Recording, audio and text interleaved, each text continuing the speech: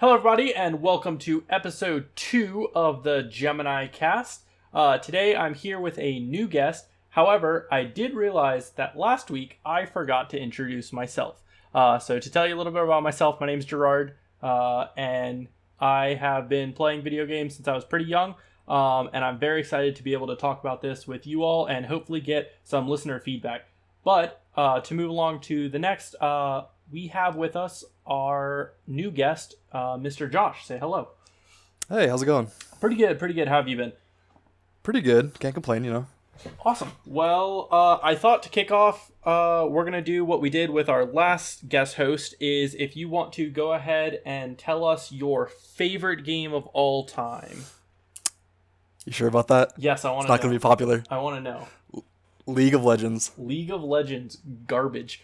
Sorry, viewers. Agree to disagree. Okay. No fault with League of Legends, just not my cup of tea. Do you want to tell You're gonna get some very angry hate mail. Most likely. And it's gonna be from me. You want to tell our audience exactly why you like League of Legends? A bunch of reasons. It's just you can play it casually just for a bit of fun, or you can, hop in ranked for a more serious game. I feel like it has a really good mix of teamwork, but also like solo potential, I guess. Like compared to other games such as, Valorant or Overwatch, it feels like your team's holding you back or something like that. I feel like League has more carry potential. But there's more reasons that I don't really want to go into in super detail right now. Okay. But yeah. Awesome. Well, today we are going to be talking quite a bit about Pokemon. Earlier in this week, there was a big Pokemon announcement. Kind of big. They announced a couple things, as well as the Pokemon Sword and Shield first DLC came out earlier this past week, and I played quite a bit of it, so I'll give you all my impressions of that so far. So yeah, we're gonna go ahead and get right into it. First, with just kind of talking about the history of Pokemon as a franchise. So first, I'll go ahead and give it to you. What is your favorite Pokemon game, main series or spinoff? Main series, I would definitely say Pokemon Platinum. Gen 4 was, in my opinion, like the peak of Pokemon. For a spin-off, I would say Mystery Dungeon Explorers of Sky. Awesome. I had just a blast playing those, and I think they hold up pretty well. I went back to them recently. It's pretty fun. I've never played too much of the Mystery Dungeon series. For my favorite main series Pokemon game, Soul Silver, Heart Gold are up there. That is also Gen 4. Gen 4 was, like you said, in my opinion, kind of the peak of Pokemon. They did a lot of great stuff in those games. And then yeah, they really did. For spin-offs, most likely Pokemon Ranger. I couldn't tell you which one. They're all pretty good. The Mystery Dungeon series I never really got into, but the Ranger series I liked a lot. I wish there was a way to bring it back, but they relied heavily on the DS's touchscreen mechanics, and since the Switch has a touchscreen, but that's not like its big draw, I feel like it doesn't come with a stylus. Yeah, that'd be pretty hard to do now. But that being said, the series has also had some huge ups and downs as time has gone on, and we're kind of living in what I think a lot of people would call a down for the series. They have been especially inconsistent towards returning fans, I think you could say. People our age, I'm 23, Josh is 20. Yeah, I'm 22. Yeah, I've been playing Pokemon. My first one was Blue when I was about 6. Hey, same. Yeah, and if I have to... I believe Blue was my first video game ever. I had it on my Game Boy, and that was like one of my earliest memories ever. Pokemon Blue beating the Elite Four is definitely one of my earlier memories. I think my earliest memory is some Looney Tunes game that I played on the Game Boy. I couldn't tell you what game it was, but that's like the first game I remember. But I know Pokemon Blue was pretty early on for me. It was either Pokemon Blue or Banjo-Kazooie on the N64. Okay. It was one of those two. But like I said, been playing Pokemon since I was about 5. If I ever need to be taught how to catch a Pokemon again, I'm gonna scream. Yes. It is such a basic mechanic, and I understand for new fans, like they need to have that to show you. But especially in the Sun and Moon series, the tutorial for that game is like 6 hours long. That was the reason why I never beat them. Because I bought Pokemon Sun, and I played it for 3 hours. Like, I'm in college and I have a job. I played 3 hours of that game, and it was still just holding my hand and like walking me through the basics that I knew like 15 years ago. And And it was just, let me do something, you know? in all honesty, I don't think I have super enjoyed a Pokemon game since I liked Black and White kind of bit. I know that's a controversial take, but I thought that did a lot of fresh stuff for the franchise. X and Y, in my opinion, is the easiest game in the entire franchise. Yeah, I would definitely agree with breezed that. through that game. I genuinely do not know if I ever lost to a gym leader or the Elite Four. No, it had its moments. I didn't hate it. I played a decent bit of it, but it was quite easy. Yeah, Mega Evolutions were a pretty cool introduction, which, I mean, now that Sword and Shield are out, we don't have Mega Evolutions anymore. But that was a pretty cool thing. I just feel like they kind of need to figure out where they're going. I do like Sword and Shield quite a bit. I know you haven't played it. It's the first one that I like in quite a while, as much as I do. Sun and Moon had some cool Pokemon in it, but like I said, the hand-holding for like the first couple hours was just terrible, and I never even finished Ultra Sun or Ultra Moon because that first 6 hours is almost identical. So I just... Yeah. I'm thinking back to like when I was, because I mean we're adults now, so like we're really not their target demographic anymore. But like even as a kid, the games are much harder. But like I feel like Nintendo's not really giving kids enough credit. Like you don't need to walk through and like really hold your hand for how to catch a Pokemon or how types work. Like you just kind of picked it up.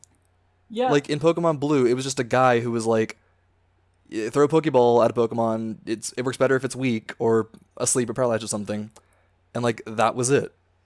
It doesn't need like a 3-hour tutorial. I understand as the series has gotten more complex, like they want to try and teach people some stuff, but there's a lot of stuff that, in my opinion, basics, is better to learn on the fly. Like learn while you're playing it, because a lot of it is not that complex. Like you can learn typing advantage. It's pretty built into the game. You can learn how paralyzation and other status moves work. Like that stuff is pretty simple. And like going back, I'd say really the only difficult mechanic is like attack and defense versus special attack and special defense. And then like and how that works. The IV EV stuff, but that's only for competitive players anyway. And so that's like, I guess that is targeted towards our demographic more. I wouldn't even know those existed if I hadn't just read about them, because in the game it tells you nothing about EVs and IVs. Yeah, and they've definitely come a little ways in like trying to put it in the game. Like Sword and Shield has a little bit of stuff where you can actually control the IVs and EVs after you catch the Pokemon, which is interesting. I believe in as of Gen 4, there were ways to check them. Like you could talk to someone at the daycare and he would tell you their IVs, and you talk to someone else that would tell you their EVs. Like there was a way, but it was very obscure. Yeah, that's just a barrier to the game. Like the competitive play is such a huge barrier, especially back when you had to breed perfect IVs and get the natures and the egg moves that you wanted. It was just a hassle to try and get into the competitive play scene. I remember I had a semi-competitive team in X and Y, well, in version X, and I spent a long time trying to catch like the perfect Ditto. Yeah. And then I've forgotten the details, but it's a fairly complicated system where it's like what the female one passes on its nature, and then they like combine their IVs or something. In all honesty, that is the only system that there is no tutorial for in the game that I wish there was a tutorial for in the game. Honestly. Like, that is such a complex system, and it's never mentioned in the base game, which, in fairness, you don't even need to acknowledge it to beat a campaign for a game. No, I mean, like we said earlier, the games themselves are quite easy. Like, really, ever since... I think Gen 1's probably the hardest, just in terms of, like, Gen 1's straight up definitely the single-player hardest. difficulty. And then I think Platinum has a little bit of challenge. Yeah. Cynthia's a pretty difficult... I'm replaying through Platinum at the moment, and Cynthia's a pretty difficult Pokemon champion. But outside of that, like, X and Y are so easy. The Omega Ruby, Alpha Sapphire remakes, those were so easy. There's just a lot of stuff that they have they're definitely targeting their lowest common denominator, making the games as simplified and slipstreamed as possible. Mm-hmm. Well, I remember I was reading about where the IVs came from in EVs, and it wasn't originally meant to be a competitive system. It was made to make each individual Pokemon feel unique. Like, your Pokemon that you catch might be slightly different from a friend's Pokemon that he catches. Mm-hmm. And so adding IVs, it just gives the Pokemon some inherent individuality. And then EVs make them more adaptable, because those are based on the enemies you fight. So, like, depending on who you're fighting, your Pokemon gets good at certain things, and they might not be as good as in other aspects. Which is kind of neat. It's just very hard to get it, like, min-maxed to exactly the way you want it for a competitive setting. It's definitely been abused. Abused is maybe not the right word, but by the competitive scene, they're definitely not using it in the way that it was originally intended. Mm-hmm. So that's... I mean, but that's the case with a lot of competitive games nowadays. They try and make things as best for themselves as they can. Yeah. It's like, if you were to compare it to other sports, imagine if you wanted to play soccer, if you had to grind for 100 hours just to get the right shoes to even step on the field. Well, I mean, you're defining FIFA, but that's like a whole nother problem. So I'm not even going to tackle that one. I'm thinking IRL soccer. But yeah, it's just such a barrier to entry. And I mean, I think the game is very much supposed to kind of resemble the card game and vice versa. I guess the card game came out after, so the card game is supposed to resemble it.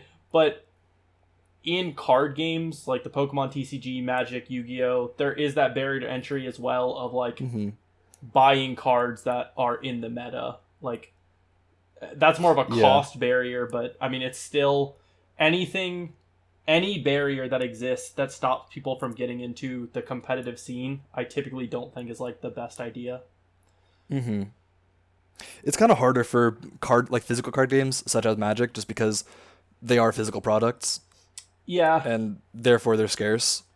And that is something else I was going to talk about a little bit different, is a lot of people think some of the problems with Pokemon can be fixed by them taking a couple years off.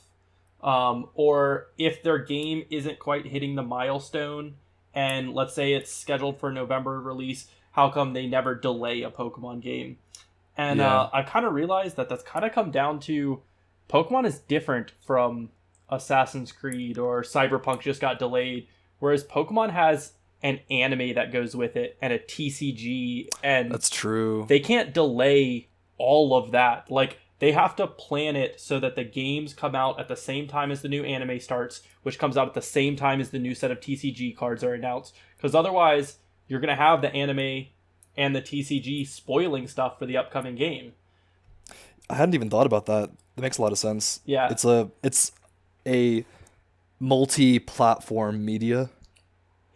So it's not a matter of simply delaying this one product. It's a matter of delaying their whole IP. And that just... I can imagine that makes it difficult for anyone. But like I said... And I know... Go ahead. Delaying games...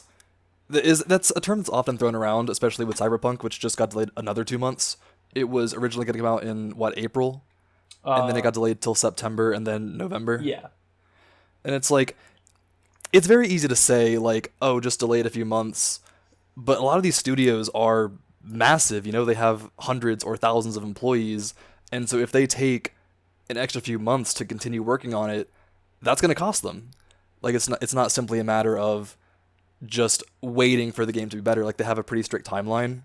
Yeah, and then adding in the TCG and the anime, that just complicates things even further. Most games, they don't really make their revenue until the game comes out. They build the game based on revenue from a previous game. And so, like, that's... By delaying a game, that's 2 extra months that you have to go without having made that money.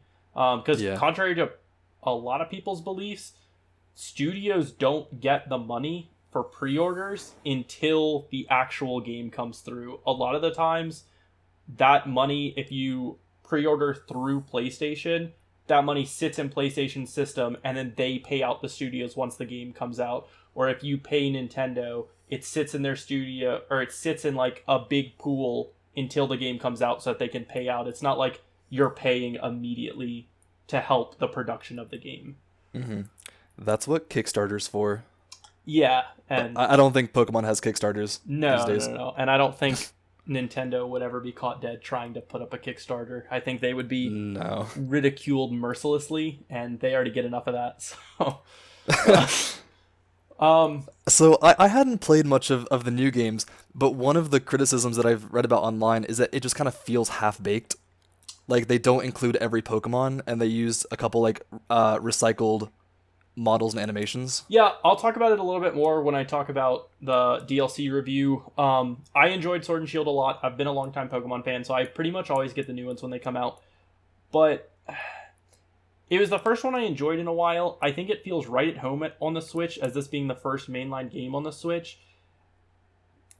There is a lot of stuff that feels like they're trying to test the future of the games, which makes like this new mechanics. Yeah, which makes this feel more like a tech demo than like a full-fledged game, I would say. Like, the wild area is really cool. You have full camera control. It's basically like third person, but that's such a small part of the game. Whereas I think future games are going to implement that more and make the entire area give you camera control, be in that third person. That's really cool, with like the Pokemon walking around in the wild areas. Yeah, that makes sense. I've said it before. I would love if Pokemon had a game that was like a similar setup to Breath of the Wild, And just free running, full camera control, like meeting Pokemon out in the wild.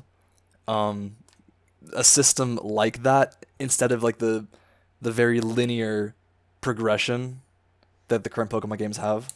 I think, in all honesty, they've gotten more linear as time goes on. Like, I remember large spurts of, like, Platinum and Soul Silver. Like, you had a destination and somewhere you were supposed to go, but there was, like, deliberate amounts of time that you were supposed to spend, like, kind of in the wild, searching for new Pokemon to fill out your team, searching for, like, hidden items in those areas. And the new games don't really feel like they have those hidden areas or, like, stuff that you have to look for. Games hardly even have, like, a post game anymore. Sword and Shield, I beat the Elite Four and there was almost nothing left to do in the game. Mm-hmm. A strong post game is one of the main reasons why I love Explorers of Sky so much. It was because, for one thing, the story itself was incredible. Like, the Mystery Dungeon series have always had a really strong story, but after that is finished, then there's still a lot of stuff to do. The game's just not over.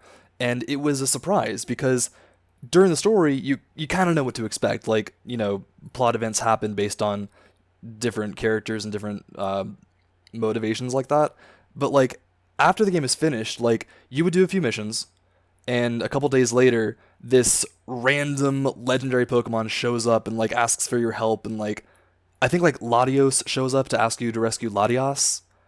And it's just, like, it's a surprise. And then it's, like, a new dungeon with new enemies, and they're normally pretty hard. You have to, like, it's what an end game should be, and just mechanics like that keep the game fun even after the story's finished. I mean, even in, like, the mainline series, in the past, we've had, like, the Battle Frontier, which was that was really great. cool area for, like, competing in slightly altered versions of Pokemon battles. Like, they had the Pokemon Tower, I think is what, or no, the Battle Factory. They had the Battle Factory where you could rent Pokemon, and like when you beat someone, you got to take one of their Pokemon and add it to your team. That was really cool. I believe Platinum had 5 different buildings, if I recall correctly. And like there was the standard like Battle Tower, then there was the Battle Factory, and then there was one. I'm trying to remember how it worked. Like you could swap out a Pokemon after every round. Well, and then there's even stuff like in Ruby and Sapphire, which are 2 other great games. There's a whole post game of like trying to catch rare Pokemon. So like you can go and learn Braille to catch Regirock, Yes. Regice, and Registeel. And like there's none of that in Sword and Shield. There are the 3 legendary Pokemon in the game, and so far I don't know of any other cool legendaries that you can go find and like try and get. Yeah, my little 10-year-old self was actually like memorizing the Braille alphabet just so that you could go into these like what was it, underground caverns. Hmm. You had to like I think you had to catch a Relincanth to even access them. The Relincanth had to be, I don't remember specifically, but it had to be in one spot in your party, and you had to have a Waylord in another spot in your party. The Waylord, right? And it was such a cool mechanic that, like, especially back then, it's a little different with the internet now. And the internet was around then, just not as prominently as now. It wasn't yeah, I didn't have a smartphone in my pocket, you know. But, like, being able to, like, walk up to your friends and be like, hey, did you know that you could do this? And they'd be like, what? No way. A lot of that is just kind of gone with modern Pokemon games. Yeah. I had a friend who rode my bus for elementary school, and he didn't know that you could catch Rayquaza in Pokemon Sapphire. Yeah. And like on my game, I was like showing him the whole tower with like you have like the various bike stunts to do, like hopping over the holes in the ground. Mm-hmm. And like that was like a fun childhood memory because like his mind was blown and it was like a ton of fun. Yeah, I like to see this kind of stuff in the games. Being able to come up with secrets and then show your friends who didn't know about it, that's made you the cool kid on the bus. That's why you got to sit on the back. That was the cool kid area. I don't know if I would find myself as a cool kid, but sure, let's go with that. But yeah, so I'll talk about the DLC in a little bit, but Sword and Shield I did like for the most part. It has the same issues that the series has had for a long time. It seems to be a step in the right direction, but a lot of the stuff I will agree is a little bit half-baked. I wish they would do more spin-off games. Yeah, they just did a remake of the original Mystery Dungeon games, which apparently is really good. The artwork for it was good, but like I said, I never played those. I played the demo, and it was pretty neat. That's definitely one I'll have to give a try at some point, and we'll talk about it in a minute, but they did announce another spin-off, which I'm super stoked about. But first, we'll go and talk about some of the other announcements that they made at the last week's... It wasn't a Nintendo Direct, but it was like a Pokemon discussion thing. I can't remember what they called it. Pokemon Presents? Pokemon Presents, yeah. The first one was they showed off a new app called Pokemon Smile, which just before the episode, me and Josh both used. We haven't talked about it yet, so I have no idea what he thinks about it. Go ahead and give me your opening impressions. Well, my first mistake is that the app was clearly meant to be used with, like, a manual toothbrush, and I have an electric. So it was telling me to brush faster, and that's not really how electric toothbrushes work. So right off the bat, that was kind of an issue. I also was brushing my teeth for a solid like 20 seconds before I realized that it hadn't actually registered yet. But once I figured that out, it was neat, I guess. Okay, so we are definitely not the target demographic. No, I don't believe so. If you go and download it, it's on the App Store, the iOS App Store, and the Google Play App Store. All the Pokemon are super my initial chibi. impressions are that it seems to be motivation to get kids to brush their teeth. Yes. So I don't have any kids myself, and I don't believe you do either. No. So I don't know what it's like, but apparently parents getting kids to brush their teeth can be an ordeal. And so it's a very cute app. Like you have a little Pokemon on your head. It's augmented reality. So I picked Eevee. Oh, I picked Eevee too. Dang, I was gonna pick Squirtle, and then I was like, no, Josh is gonna pick Squirtle, and I gotta pick someone different than Josh. If I was gonna pick a starter, I would pick Bulbasaur. I thought Squirtle Squirtle was your man. I don't know why. I thought Squirtle. Bulbasaur always. Okay. Well, I picked Eevee as well. Anyway, I think if it gets kids to brush their teeth, I think it's a success. I mean, yeah, that's its purpose. So. Can I just say I love the comments under the video. I think my favorite one. Someone said, "Local man destroys his own teeth by shiny hunting in Pokemon Smile." Wait, did you get the opportunity to catch a Pokemon after you finished? Yeah, I caught a Rattata, but it got away. Okay, my Rattata got away too, so I'm curious how that mechanic works, if it's just random. You just tap it, right? Like, I just tapped it. And yeah, that's what I did. I just tapped it, and then it jumped out, so. I wonder if it's like a grade for how well you brushed. Oh, well, that's some criticism towards us then, if neither of us caught it. Have I been doing it wrong all these years? I guess I should take Nintendo's word for it, how to brush my teeth. Not my dentist, Nintendo's word. You know, that does explain my 14 cavities. So yeah, that seemed kind of cool, I guess. Not for us. I probably will never use it again, but it was cool to use, I guess, the one time. And the next thing they announced was a new Pokemon Snap game for the Nintendo Switch, and it's just called New Pokemon Snap at the moment. I see it's following the Super Mario Bros. Naming conventions. I see it's following all of Nintendo's stupid naming conventions. The new 3DS, the Wii U, they need to quit it with this stuff. Just call it Snap 2. Yeah. I don't get it. Why is that such a big deal? I don't know. Or at least give it like some kind of subtitle, like Pokemon Snap Galar or whatever. Whatever the region is. I don't know why they keep naming all their stuff the way they do, but whatever. It looked cool. It looked like Pokemon Snap. The game itself is gorgeous. Yeah, it was very pretty. It reminds me of everything about Pokemon Snap that I used to play when I was a kid. And I can officially now say, all you Kingdom Hearts people who were like, we waited 17 years for Kingdom Hearts 3. I waited like 21 years for Pokemon Snap 2. So you can get out of here with that. This is the most anticipated game of the year. So, what's that iconic voice line from Professor Oak in Pokemon Snap? It's Professor Oak going, wonderful. Wonderful.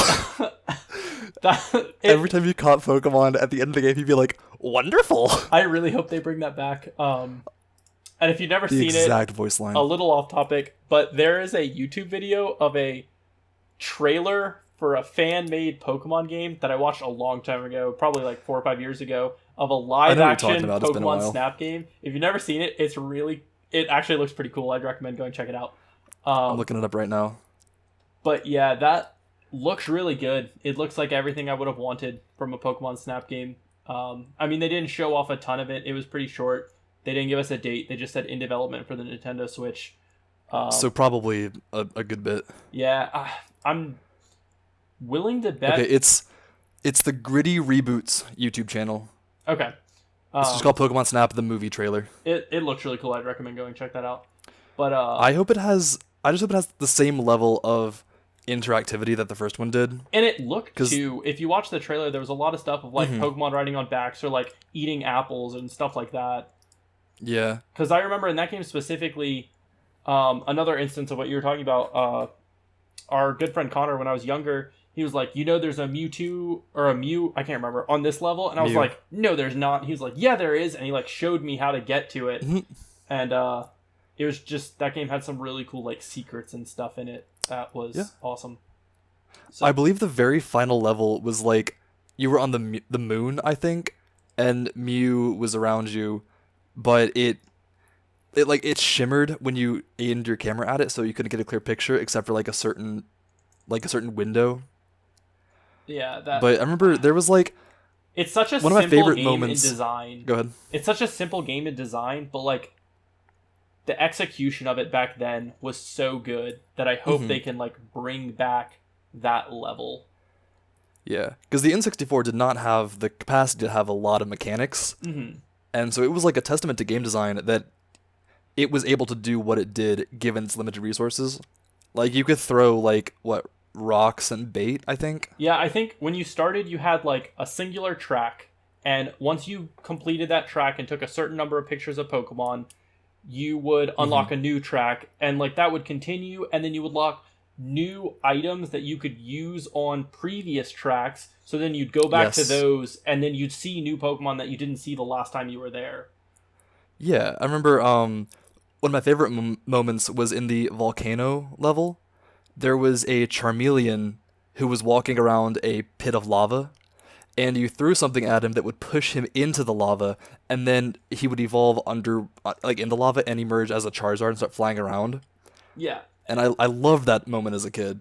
That was just super great. Yeah, I'm sure we're not the target demographic for a game like this. Typically the spin-offs especially are aimed at younger kids, but if this itches any of the nostalgia of Pokemon Snap, I'm going to be very happy with it. Yeah.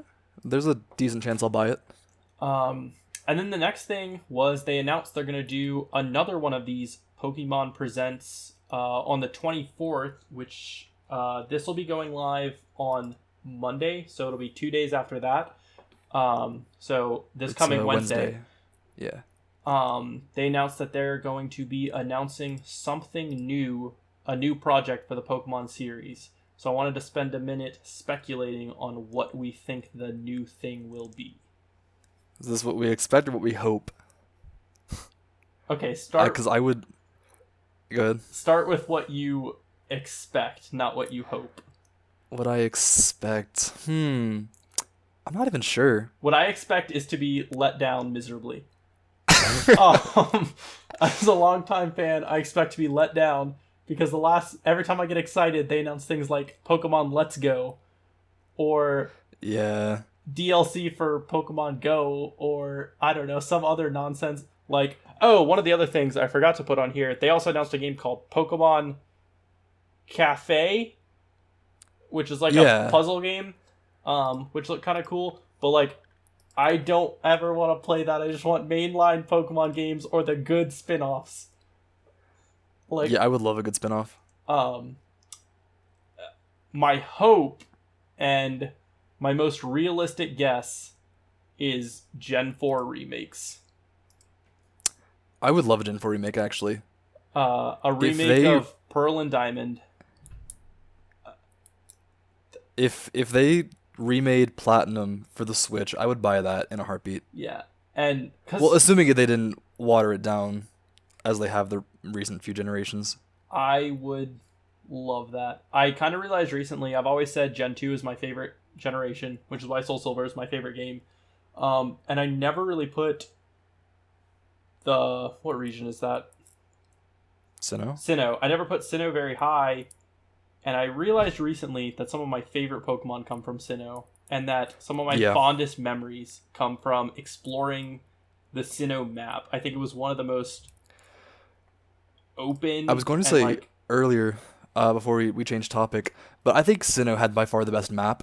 Mm-hmm. Mount Coronet was just such a neat thing, because like you travel through it like what 3 times? Yeah, because I think maybe more than that, because you start on the left side of it, and it's in like the direct center of their map. And at one point, you go through it to the right, and then I think I'm looking at it right now. Yeah, back through it to the left, and then you go all the way up to Snowpoint City. Well, it has 2 routes through it, and then at like towards the climax of the game, you actually go to the peak itself. Mm-hmm. So like you're crossing through it multiple times. And earlier we were talking about how the new games are much more linear, and that made it feel much more interconnected. Yeah.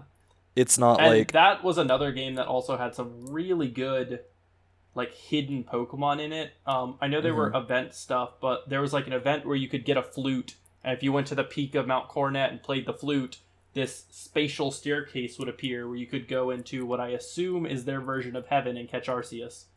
Mm-hmm. And also you can go and fight Red. Yeah, he was at the peak, and you could challenge him, and it was his original team from the He had like a level 80 Pikachu that just kicked my ass. Yeah, I think he had the Pikachu, a Charizard, a Dragonite. I can't remember the rest. The Elite Four Pokemon are like what in their 40s. I think the champion's like level 50 something. Yeah, and then so fighting Red was like a shock because like level 80s were coming at you. I was not prepared.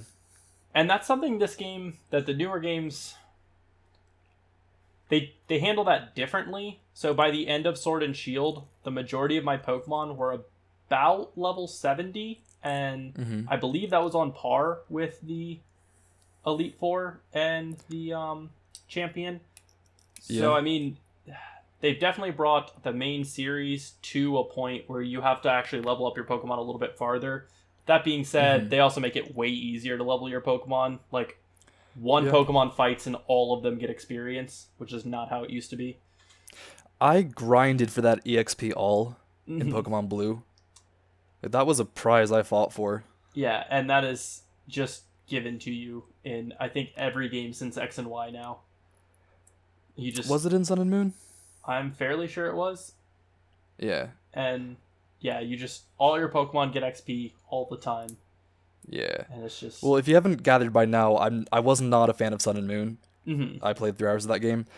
I think my single biggest problem with the actual gameplay was that when you're picking a move, it tells you the effectiveness of the move based on like the type. Mhm. So like double damage or half damage or whatever. And that's like the only mechanic in Pokemon. Like unless you're playing like in a competitive setting with like min-maxed stats, just playing through the game, type advantage is like the one thing that you have to know. And the fact that the game just tells you like, hey, pick this move, it felt like I was watching the game more so than actually playing it. And it felt like it was watered down and required no thinking on my part. The other big thing is I think previous games also had a lot more to do in the environments outside of battle. And I would say in a lot of the modern games, that stuff is gone. Like, there's really no Team Rocket hideout where you're solving the puzzles of you like twisting around That was fun. on the things, and like the Remember the Silphco, the warps? Yeah, and like the You like warp gyms to would different have floors like and rooms.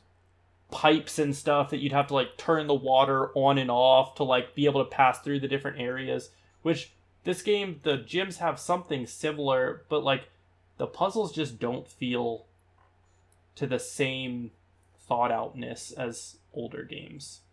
Mm-hmm. One mechanic that I loved, and I can't remember which game it was in, but sliding on the ice. So like I believe it was Platinum. You were like, you would slide until you hit a block, and you couldn't just move freely.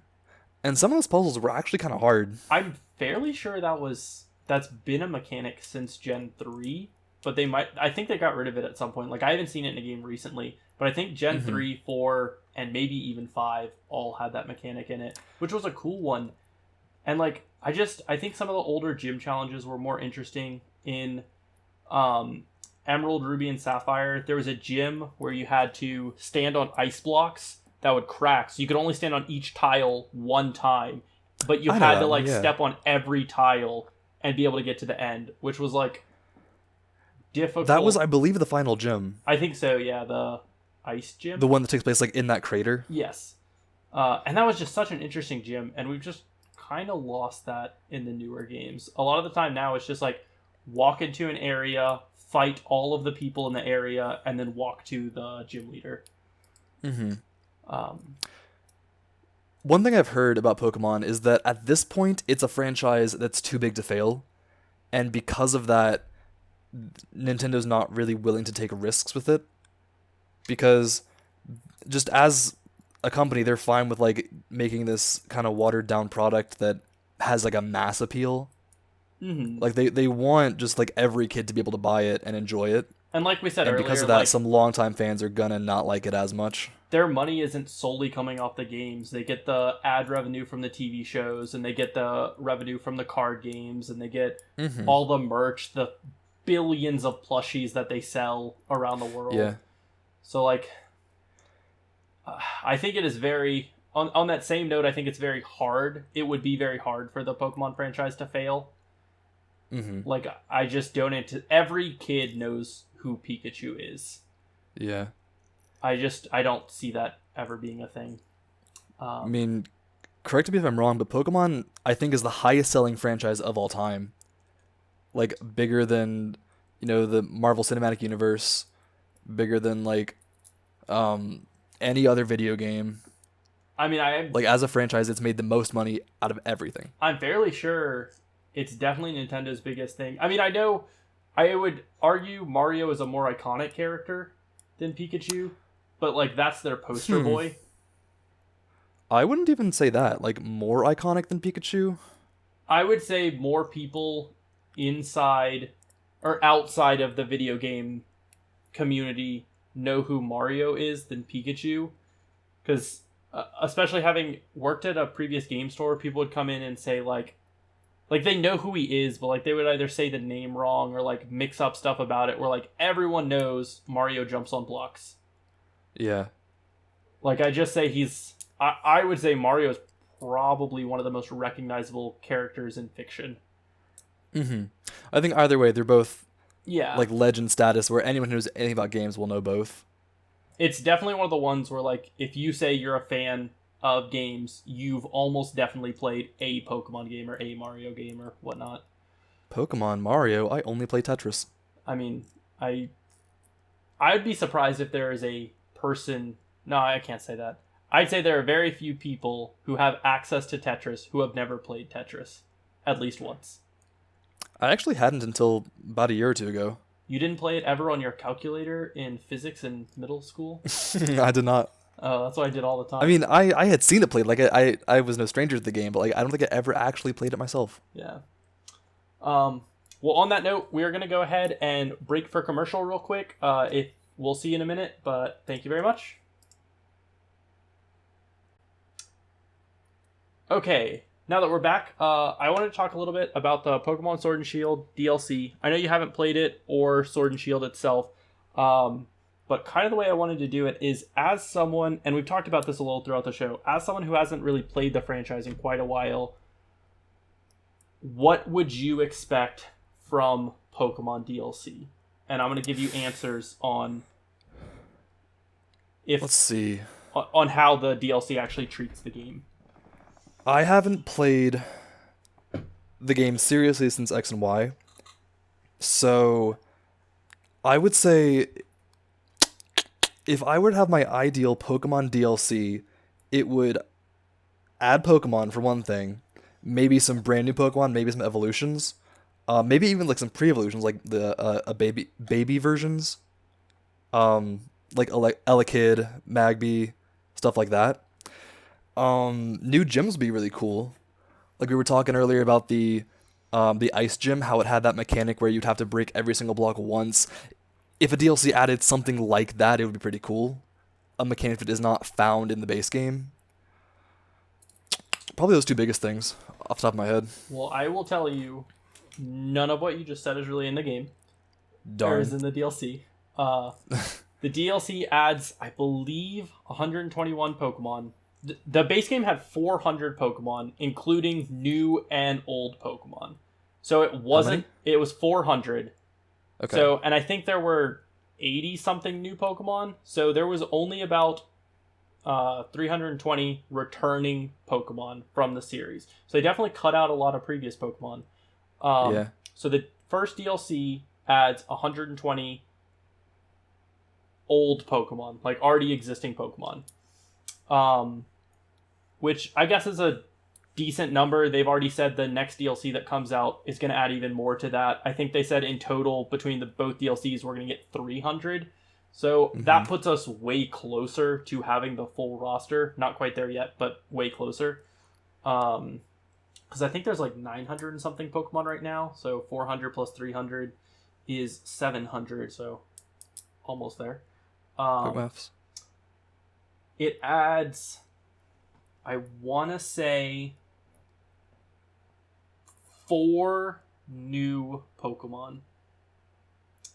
Like brand new Pokemon? Like brand new Pokemon. And that's a little bit of a cop-out answer because 2 of those Pokemon are just Galarian forms of existing Pokemon. So we get Galarian Slowbro and Galarian Slowpoke. So, like, they are essentially new Pokemon with very similar designs. Like, new stats, new moves, new typings, but, like, all intents and purpose, pretty much the same Pokemon. And then it adds the main Pokemon who's kind of a part of the story. His name is Kubfu. I don't know if you want to look him up real quick, but he's like... Sure. How do you spell it? K-U-F... K-U? Cub, I don't know. Kubfu. K-U-B-F-U? Yeah. He's like this cute little bear, like karate bear. And that's kind of the theme of the DLC is you arrive on this new Isle of Armor, which the entire area is like the wild area. So, like, you have free moving control over your camera in the entire area, which is, like, really cool. That's actually, I want future games to have all of the different spots to have that free open control. It's about 2 to 3 times the size of the wild area in the base game. And you are brought here to be a part of a dojo that trains the best Pokemon trainers in the world. And they say like previous gym leaders and previous Elite Four members and Pokemon champions have all trained here under the world famous Mr. Mustard, I think is his name. Mm-hmm. And he's going to train you to be the best that you can be. So you get here, and he's like, okay, we're going to have 3 challenges. And the first challenge is you have to, in the big open area, run and chase 3 Slowpokes that are really fast. 3 fast pokes? Yeah, 3 fast pokes. And you just run around this open area and chase them. And then you beat them in battle. And that's it for the first challenge. And the second challenge gives you a waypoint and is like, hey, go get me some mushrooms. So you go to the waypoint and you get some mushrooms. And then you come back and you beat the challenge. Very Borderlands type of mission. And then the third challenge is like, hey, beat your new rival in a Pokemon battle, which I wiped the floor with her every single time I had to battle her in the DLC.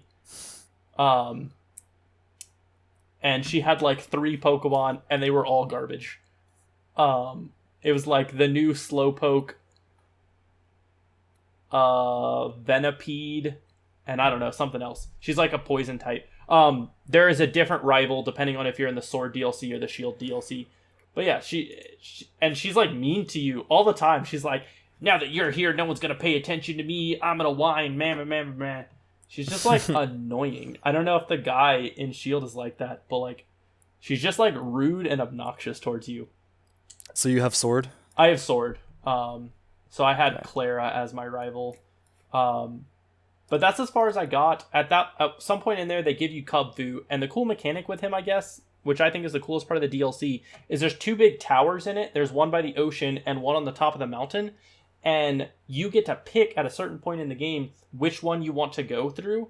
And depending on which one you pick, your Cubfu will evolve into the other new Pokemon, which I forgot what it's called. Is it Urshifu? Urshifu. And there's 2 different versions of it. There's like a dark water, or a fighting water type, and a fighting dark type.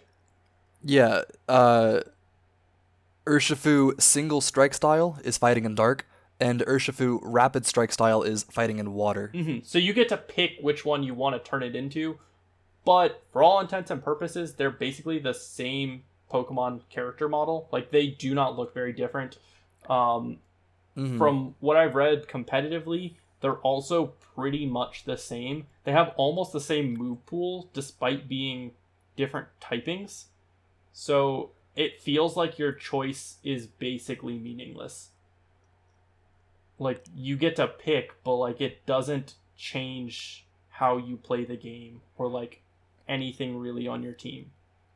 Based on just appearance, I would say that the single strike style, the dark version, just looks cooler. He's got this dope looking bandana thing with like a streamers going behind his head. Mm-hmm. He's got a cool stance. I mean, they both look kind of cool. I mean, to me, they look very similar. I haven't gotten to the part where I pick who he evolves into. But the other like weird thing is the DLC is supposed to scale with your level. So you're supposed to be able to do it if you bought the game right from the first point you get into the wild area. So you can do it while your Pokemon are like level 10 to 12.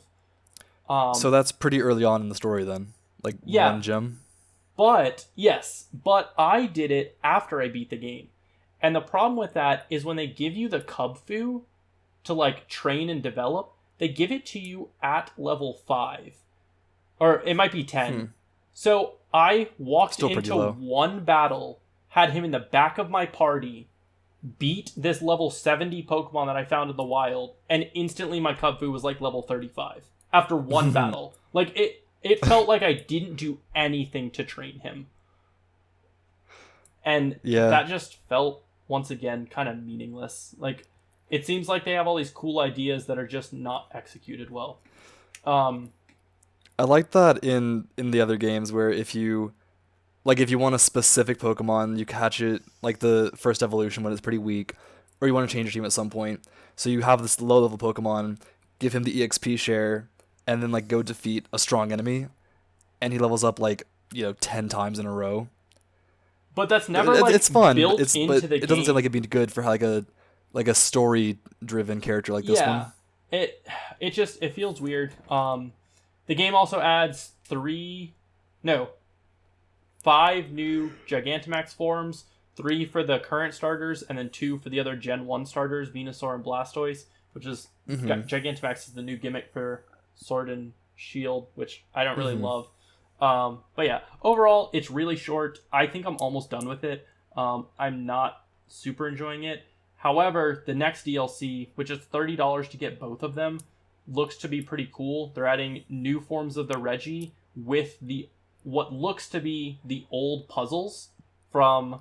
More Braille. Yeah, so I'm assuming more Braille, which will be really cool. That may address some of the problems that we talked about on this episode of like more overworld contextual puzzles rather than just walking through a story. Yeah.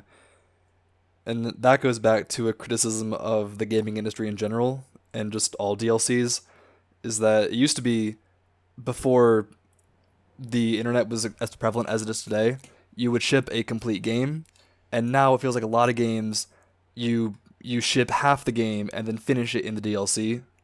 Like certain things I would like to just have included in the game when you buy it day one, I typically am pretty hesitant to call out developers for like saying, hey, you sent us a half-baked game, the DLC should have been added. This DLC genuinely feels like the regular post content that we used to get in Pokemon games. Like, that's cool. This feels like what used to have been free and shipped with the game day one. I'm looking forward to the next DLC. Hopefully it'll be better and it'll be worth the money that I spent on it. But we'll see. I believe that one's supposed to come out sometime this winter. So it said winter? Yeah, sometime this year, which leads me to believe whatever new project that they're announcing this year won't come out this year because they want to save the space for the new DLC that comes out later. So I'm guessing that whatever surprise announcement they're going to make is going to be something unrelated to anything they've announced previously. That'd be my guess too. I'm willing to bet that this is going to be something that none of us are expecting, completely out of left field. I will say Nintendo is very good at that. I remember when Nintendo Labo came out. I was just about to say that. Like, out of all the announcements they could have made, I was like, is it a new Pokemon game? Is it like a new Ranger game? Like, what could it be? They announced this cardboard box robots, which I just did not expect. Yeah. And then in the Pokemon Presents the other day, I just didn't think they would add a toothbrushing companion. Like, that just did not cross my mind. Nintendo is definitely unique, I guess, is the best word to use. I feel like their internal philosophy is that they still consider themselves toy makers. Because they've been a company long before video games were a thing. That's true. They used to make, like, playing cards and stuff like that. Nintendo's a very old company. It was founded, 1890 something? Yeah, it's a very old company. Yeah, it's old. And video games are a relatively new thing. The first Nintendo console, NES, in the 80s. So, I mean, they were along well before that system came out. I like that. They're just like little whimsical projects that doesn't necessarily have to be like a competitive mainline game. I'll always say I will buy, for the most part, any Pokemon game as it comes out. I will always have my criticisms towards them, but Nintendo always does leave me a little bit surprised with what I'm going to end up with. That was me until Pokemon Sun and Moon came out. Because, like I said earlier, I enjoyed X and Y. They were fun. I don't think they were the best games in the series, but I played them just because they were still Pokemon, and I had a lot of fun. And then Sun and Moon is where it lost me. Like, I bought those games pretty soon after they came out, and it just wasn't fun. Would you say so if the Gen 4 remakes do come out and they are very similar to the original Gen 4, that would be a purchase for you? Yeah, if it's similar to the Gen 4 games, then yes, definitely. I hope they don't make them like, super easy where I can just breeze through the game with no difficulty. Mm-hmm. I hope it just stays true to what it used to be. Awesome. Well, that is about all the time that we have.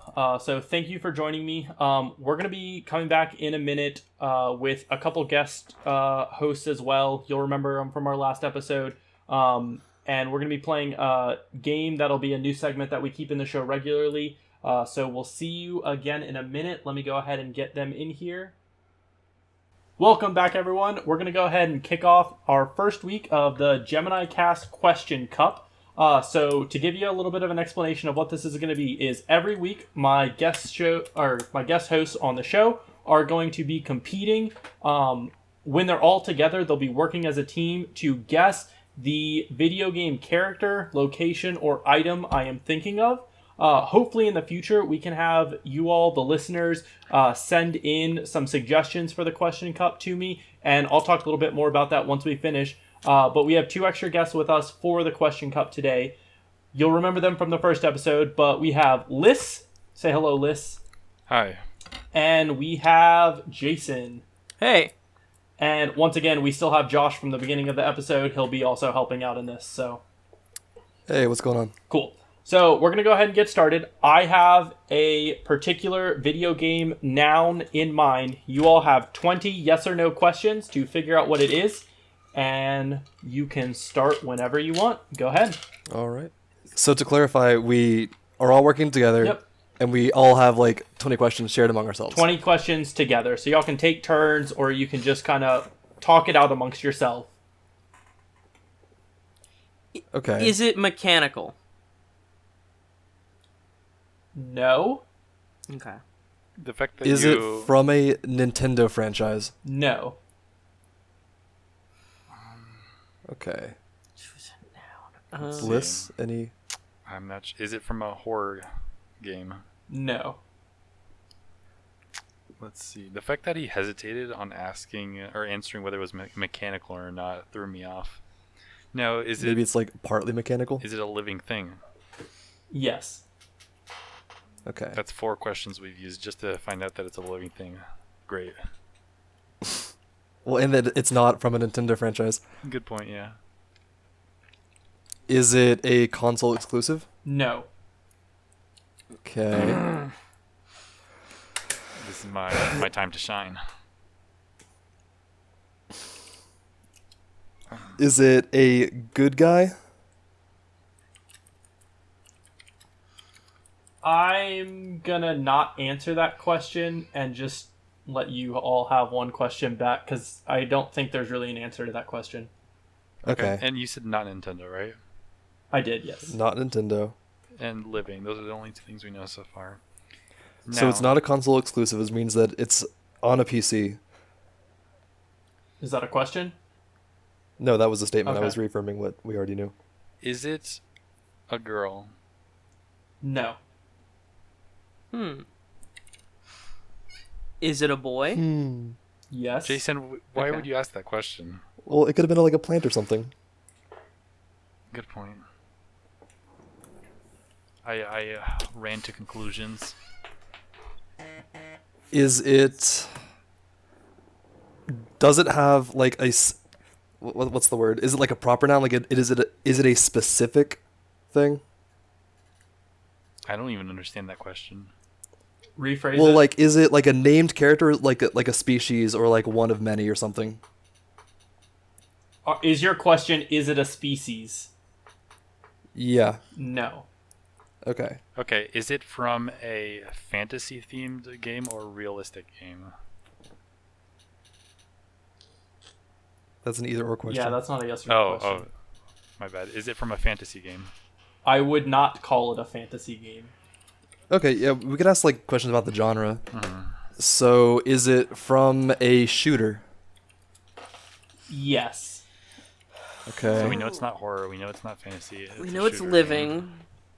Is it from Overwatch? Yes. Of course.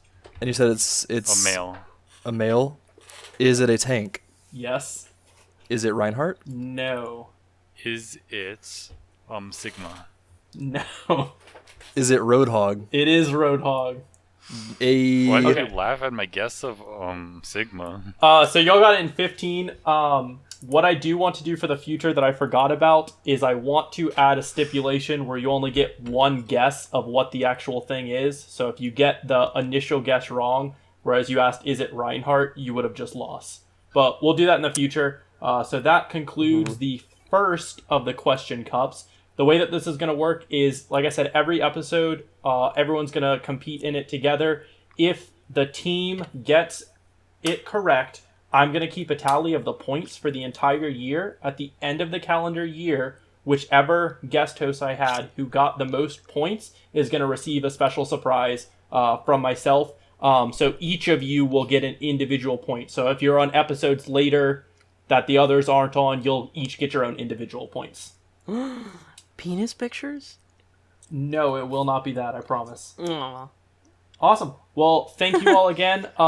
This is going to conclude the second episode of the Gemini Kast. You can always follow me on Twitter at Gemini Kats, GeminikAtz, or if you'd like to submit a suggestion for not only the question cup, but also the show, you can email me at Gemini Kast, GeminikAst